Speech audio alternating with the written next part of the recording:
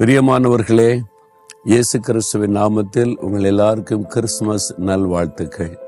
இன்றைக்கு ஒரு முக்கியமான நாள் இல்லை, ஆண்டவர் இயேசு இந்த உலகத்தில் அவதரித்ததை நினைவு கூறுகிற ஒரு நாள். உலகமெங்கிலும் எல்லா தேசத்திலும் எல்லா இன மக்களும் எல்லா பாஷைக்காரரும் மகிழ்ச்சியோடு கொண்டாடுகிற ஒரு பண்டிகை கிறிஸ்துமஸ் பண்டிகை. அது எதை குறிக்கிறது? காணக்கூடாத இறைவன், மனிதரால் பார்க்கக்கூடாத கடவுள் மனிதனாக அவதரித்த ஒரு நாளை நினைவு கூறுகிற ஒரு நாள். அவர் உலகத்தின் மத்திய பகுதியாயிருக்கிற இந்த பெத்லகேம் என்கிற சிற்றூரிலே இயேசு அவதரித்தார். இந்த ஊர் பெத்லகேம் நாம் இப்ப இருக்கிறது. இந்த பெத்லகேம்ல தான் இயேசு கிறிஸ்து அவதரித்தார். தாவீதனுடைய ஊர், தாவீது பிறந்து வளர்ந்ததும் இந்த ஊர்ல தான். இயேசு கிறிஸ்து இந்த ஊர்ல தான் அவதரித்தார். அதனால்தான் பெத்தேலில் பிறந்தவரை போற்றி துதி மனமேன்னு இது ஊரை பற்றியே இயேசு துதித்து பாடுகிற பாடலையெல்லாம் நம்ம கேள்விப்படுகிறோம் இல்லையா? இந்த நாள்ல ஆண்டவர் உங்களுக்கு என்ன செய்தி வச்சிருக்கிறார் தெரியுமா? லூக்கா 2ஆம் அதிகாரம் 11ஆம் வசனம். இன்று கர்த்தராகிய கிறிஸ்து ரட்சகர் உங்களுக்கு தாவீதின் ஊரிலே பிறந்திருக்கிறார். உங்களுக்காக இயேசு அவதரித்திருக்கிறார். உங்களுக்காக இயேசு பிறந்தார். இதுதான் நற்செய்தி. இந்த பகுதி இருக்குல்ல, இப்ப நான் இருக்கிற இந்த பகுதியில் ஒரு ஆலயத்தை பார்க்கிறீங்க. இது மேய்ப்பர்கள் மந்தையை மேய்த்து கொண்டிருந்த ஒரு வயல்வெளி. வேதத்தில் சொல்லப்பட்டிருக்கிறது, இயேசு அவதரித்தவுடன் அந்த ராத்திரியில வயல்வெளியில தன்னுடைய ஆட்டு மந்தைகளை காத்து கொண்டிருந்த மேய்ப்பர்களுக்கு தான் முதலாவது செய்தி சொல்லப்படுகிறது. தேவதூதன் அங்கே தோன்றுகிறான். பெரிய வெளிச்சத்தை பார்க்கிறாங்க. அவங்க பயந்து திகைத்து என்னதோ என்று பார்க்கும் பொழுது ஒரு செய்தி சொல்கிறான், பயப்படாதுங்க, எல்லா ஜனத்துக்கும் மிகுந்த சந்தோஷத்தை உண்டாக்கும் நற்செய்தியை நான் பரலோகத்திலிருந்து கொண்டு வந்திருக்கிறேன். எல்லா ஜனத்துக்கும் சந்தோஷத்தை உண்டாக்குற நற்செய்தி. பார்த்தீங்களா? அந்த வார்த்தையின்படிதான் இன்றைக்கு இந்த கிறிஸ்துமஸ் பண்டிகையில அமெரிக்காவில், கனடாவில், இங்கிலாந்துல, ஆப்பிரிக்கா நாடுகளில், ஆசியாவில், எல்லா தேசத்திலும், பூமி எங்கிலும், உலகம் எங்கிலும் இருக்கிற மக்கள் சந்தோஷமாய் மகிழ்ச்சியோடு கூட வாழ்த்தை சொல்லி கொண்டாடுகிற ஒரு நாளாக இது இருக்கிறது. அதைத்தான் தேவதூதன் சொன்னான், எல்லா ஜனத்துக்கும் சந்தோஷத்தை உண்டாக்குற நற்செய்தி. என்ன நற்செய்தி அது? உங்களுக்காக ரட்சகர் பிறந்திருக்கிறார். இன்னைக்கு உங்களுக்கு நான் சொல்லுகிறேன், எனக்கு அருமையான பிள்ளைகளே, பயப்படாதங்க.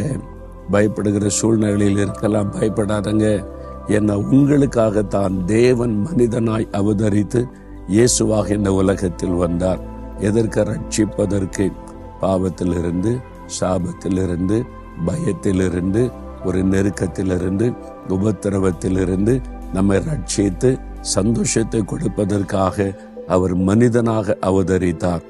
இந்த ரட்சிப்பின் சந்தோஷத்தை நமக்கு கொடுக்க சிலுவையிலே மரிக்க தன்னை அர்ப்பணித்தார். அவர் பிறப்பதற்கு முன்பாகவே அவர் எப்படி பாடுபட்டு சிலுவையிலே மரித்தார் என்பது வேதத்தில் எழுதப்பட்டிருக்கிறது. ரொம்ப ஆச்சரியம் இல்ல? அப்ப மரிப்பதற்காகத்தான் இயேசு பிறந்தார்.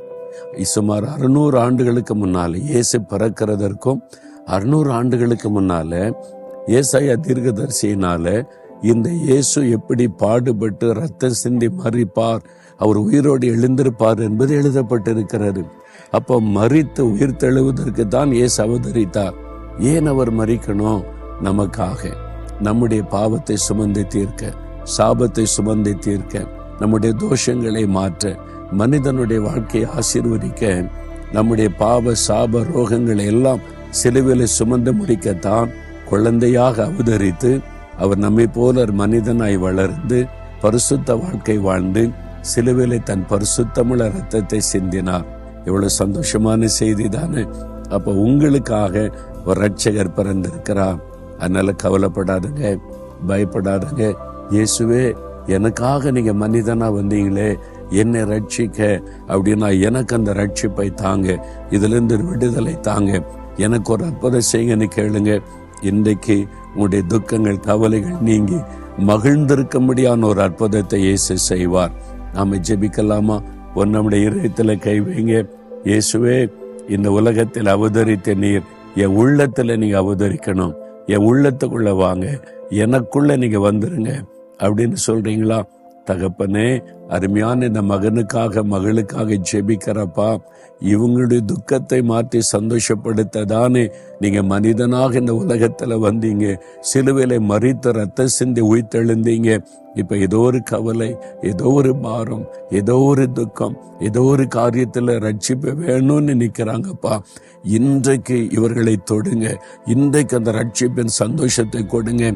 இன்றைக்கு ஒரு விடுதலை கொடுங்க. இந்த நிமிஷமுடைய வாழ்க்கையில உள்ளத்துக்குள்ள ஒரு மாற்றம் வரட்டும். இயேசுவின் நாமத்தினாலே சந்தோஷத்தினால் நிரப்பி மகிழ பண்ணுங்க. இயேசுவின் நாமத்தில் ஜெபிக்கிறோம் பிதாவே. ஆமென், ஆமென்.